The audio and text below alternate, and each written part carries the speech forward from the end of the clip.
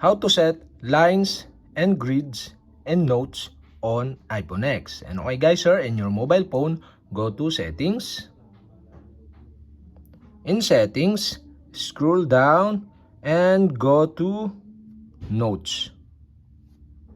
In notes, scroll down again and go to viewing section, and you can see here the lines and grids.